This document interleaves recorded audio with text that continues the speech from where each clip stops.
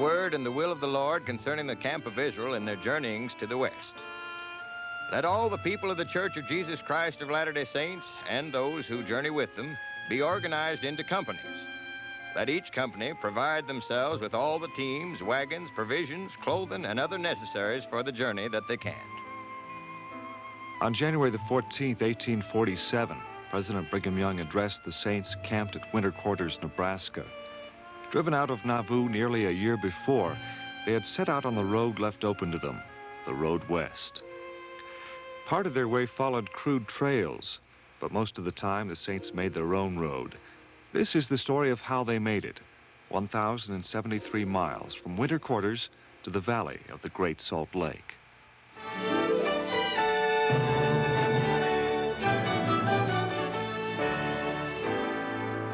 There must have been a mixture of excitement and foreboding in the air the day the Pioneer Company finally left. Those who stayed behind continued the routine tasks of daily camp life. Those who departed carried with them a sense of destiny and purpose. They were making a road for the Saints to follow. In early April, Elders John Taylor and Parley P. Pratt returned from their mission to England, bringing $500 worth of scientific instruments for astronomical observations. They also brought maps, including one of John C. Fremont's route to the Great Salt Lake.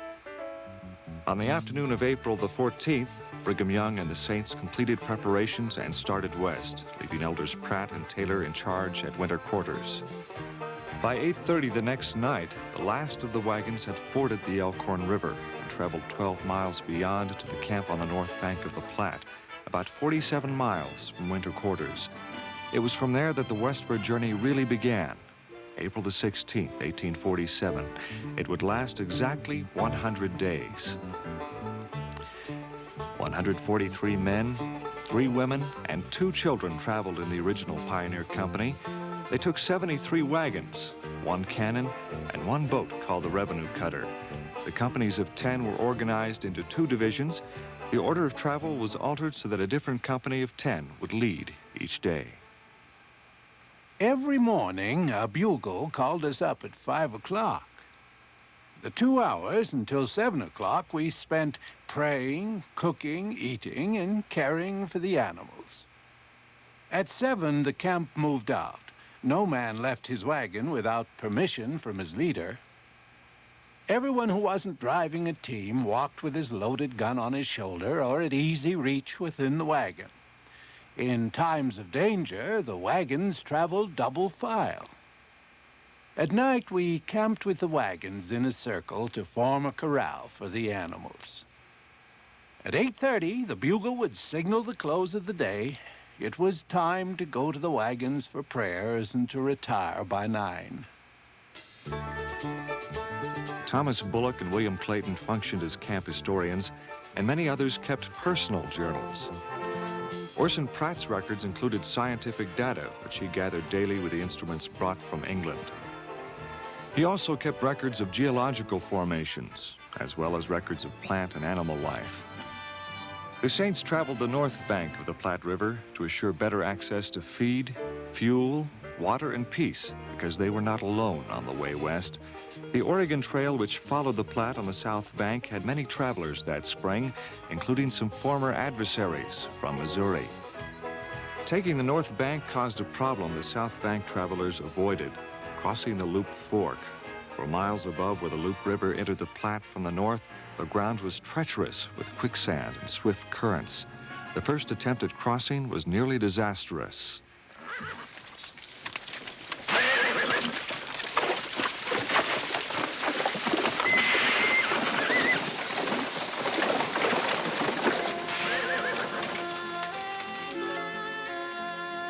Only 2 or 3 wagons crossed that day. The next day, a better ford was found upstream, where the current was not too swift, and the sand would pack to provide a solid foundation. Only on the Sabbath was the routine interrupted. Despite the desire to hurry to their destination and begin planting seeds, Sunday was a day of rest and worship with tents pitched for shelter.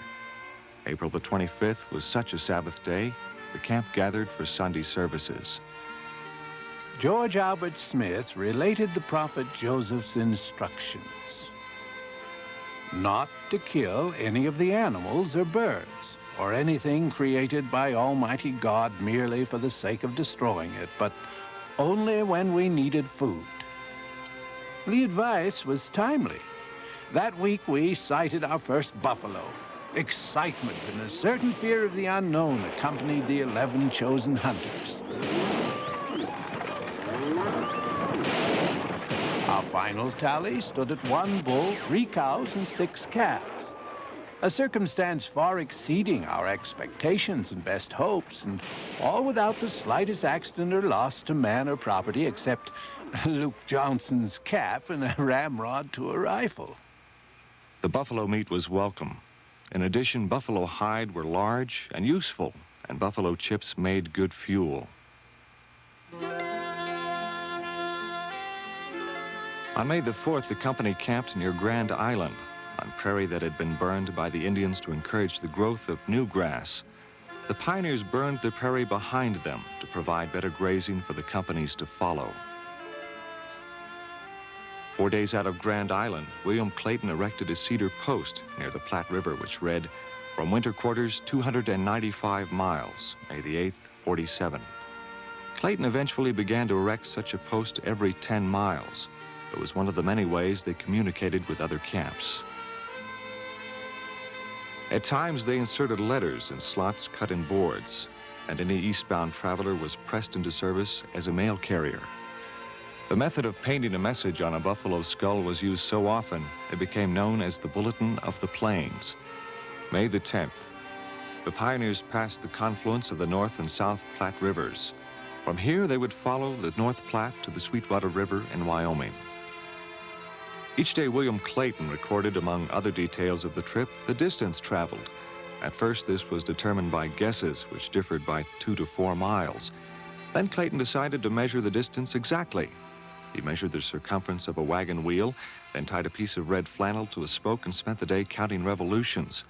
That got so monotonous that Clayton proposed that a mechanical counter of some sort be built.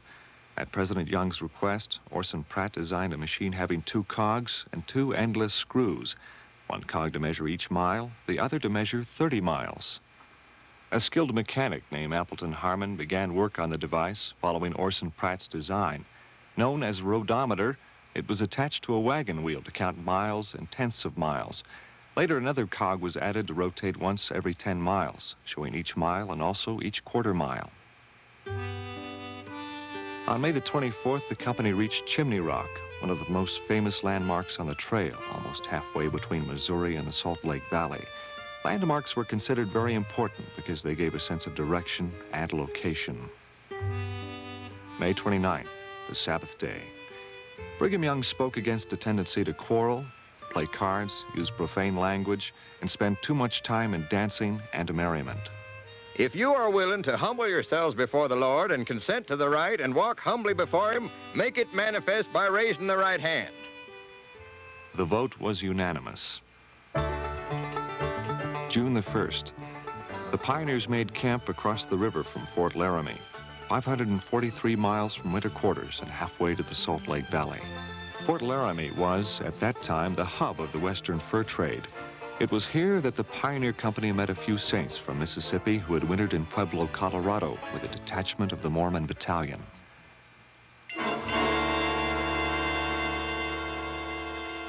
Also at Fort Laramie, the Mormons heard news of their old antagonist, former Governor Boggs of Missouri, who had passed earlier with a group of Missourians. Boggs and his group had said many negative things about the Mormons and warned the people against them.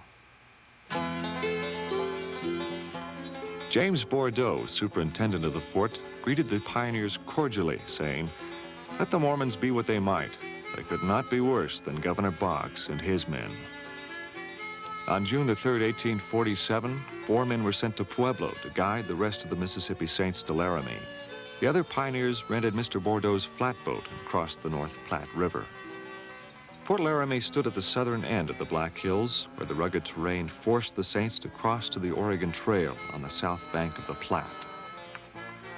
The way would be easier, but the grass and campgrounds would have to be shared with others. For this was the main route west. Here, the pressure of thousands of westbound wagons wore deep ruts in the sandstone. The pioneers would follow this well-traveled road for nearly a month. On June 12, Saturday, we arrived at the Black Hills Crossing at a place later called Fort Casper, Wyoming. We constructed a large raft for ferrying the wagons. On Monday, we finished the crossing and left the revenue cutter, some rafts, and 10 men behind to ferry later companies of saints and other travelers. We regarded the money and supplies they earned ferrying as manna from heaven in the wilderness. From the Black Hills Crossing, we followed the Sweetwater River past two famous landmarks, Independence Rock and Devil's Gate. On June the 16th, they reached South Pass, a wide expanse of sagebrush and prairie line at the southern tip of the Wind River Mountains. This was the Continental Divide. June the 28th, the Saints met the famous fur trapper, Jim Bridger. He spoke favorably of the valley, but advised against taking a large group there. On June the 30th, Sam Brannan reached the camp on the Green River. He had traveled from California to persuade the Saints to come to what he considered the more favorable San Francisco area. Though unable to prevail upon Brigham Young to travel on to California, Brannan accompanied the Saints during the rest of their journey. July the 7th, the pioneers camped 1/2 mile from Fort Bridger to make repairs on their wagons and equipment. On July the 10th, they met a farmer, Miles Goodyear, one of the first white settlers in the Great Basin. He had a farm in the Weber Valley. Mr. Goodyear assured the Saints that in spite of the cold winters, crops would mature. But the valley still seemed far away, and blazing the mountain trail was hard, discouraging work. Then on July the 12th, Brigham Young fell ill with mountain fever. He was forced to stop and rest near the Bear River. The next day, the pioneers were divided into 3 groups. Orson Pratt's advance company was assigned to take 23 wagons and 42 men and go ahead into the Salt Lake Valley. They were followed by the main body of the company, and then those who stayed behind with Brigham Young. Orson Pratt's company traveled 13 miles to the junction of the Weber River and Echo Creek. From there, they planned to take the Hastings Cutoff down Weber Canyon. They found it too treacherous, so they followed the Donner Reed route southwest over Hog's Back Ridge into Canyon Creek, the present-day East Canyon. They traveled south up that canyon to a place they called Mormon Flat. The going was rough as they crossed East Canyon Creek 13 times. July 19th, Orson Pratt and John Brown rode their horses 4 miles to a pass on Big Mountain and became the first Mormon pioneers to gaze into the Salt Lake Valley. Crossing Big Mountain was the hardest climb of the whole trip. Our scouts investigated what was later called Parley's Canyon, rejected it as too rugged, so we crossed over Little Mountain into Last Creek, later known as Emigration Canyon, and camped. On July 21st, Orson Pratt and Erastus Snow entered the Salt Lake Valley. Brother Pratt reported. Brother Snow and myself ascended this hill, from the top of which a broad, open valley lay stretched out before us. After issuing from the mountains among which we had been shut up for so many days, and beholding in a moment such an extensive scenery open before us, we could not refrain from a shout of joy, which almost involuntarily escaped from our lips the moment this grand and lovely scenery was within our view. After emerging from Immigration Canyon, they walked into the valley and turned south to a small stream later called Mill Creek. While Erastus Snow retraced his steps to find his lost coat, Orson Pratt rode the horse northwest to a point 1 block north of today's Temple Square and became the first Mormon to stand upon the present site of Salt Lake City. On July the 22nd, the main group joined Pratt's company and camped 5 miles into the valley by Mill Creek. The next day, July the 23rd, the main company moved north to set up a permanent camp on City Creek. Thomas Bullock recorded this as 1,073 miles from winter quarters. It had taken 100 days to make the journey. The last 40 miles alone had required 4 days. At 9:30 that morning, everyone gathered for prayer and thanksgiving, and then chose a farm site and began to plow. By nightfall, they had dammed City Creek, dug ditches, and begun to irrigate the land. Finally, on July the 24th, 1847, Brigham Young's detachment entered the valley. President Young raised himself from his bed, looked at the valley, and knew it was the place the Lord had chosen. This is the right place. Drive on. 4 days after his arrival in the valley, Brigham Young walked to an area between the two forks of City Creek and designated the temple site. The saints had come to worship and to build a temple, and they would build their city around it. The next day, 140 members of the Mormon Battalion and 100 of the Mississippi Saints entered the valley. Other companies followed during the rest of the summer and fall. Eventually, some 1,800 Saints stayed that winter in the newly established settlement, while some members of the original company returned east to be with their families. In his journal, William Clayton expressed his feelings about the prospect of the return trip. If I had my family with me, how happy I could be. I dread nothing so much as the journey back again, and when I think of the many dangers from accident which families traveling this road are continuously liable to, and especially this last mountain road from Weber River, it almost makes me shudder to think of it. Brigham Young himself led one of the companies of men back to winter quarters, where he gave the necessary leadership as the Saints prepared for their western journey. They had been guided for 3.5 years by Brigham as head of the Council of the 12.